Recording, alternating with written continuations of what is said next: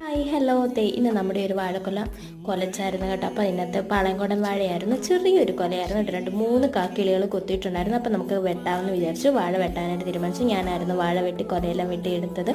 അതിനുശേഷം അതിൻ്റെ പിണ്ടി എന്ന് വെച്ച് കഴിഞ്ഞാൽ ഭയങ്കര ഔഷധ ഗുണം, നല്ല ഗുണമുള്ളൊരു സാധനമാണ് വാഴപ്പിണ്ടി എന്ന് പറയുന്നത് കേട്ടോ. അപ്പം അതുകൊണ്ട് നമുക്ക് വാഴപ്പിണ്ടിയും കൊണ്ട് നമ്മുടെ വയറിന് നല്ല ക്ലീൻ ആവാനും ഒക്കെ വാഴപ്പിണ്ടി ഭയങ്കര ഇതാണ്, നല്ല ഒരു സാധനമാണ് വാഴപ്പിണ്ടി എന്ന് പറയുന്നത്. കൊണ്ട് നമുക്ക് തോരൻ വെക്കാം, അവിയൽ വെക്കാം, തീയൽ വെക്കാം, അങ്ങനെ ഒരുപാട് ഐറ്റംസ് നമുക്ക് വാഴപ്പിണ്ടിയും കൊണ്ട് വെക്കാനായിട്ട് പറ്റും കേട്ടോ.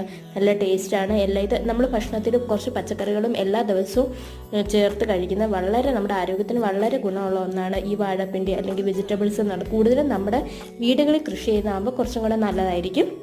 അപ്പോഴത്തേ ഞാൻ അങ്ങനെ വാഴപ്പിണ്ടിയൊക്കെ എടുത്തു, നല്ല ക്ലീൻ ചെയ്തു എടുത്തു. അങ്ങനെ അതിൻ്റെ അതെല്ലാം പൊളിച്ച് അവസാനം ഈ ഒരു പരുവത്തിലാകുന്നത് വരെ നമ്മൾ പൊളിക്കണം.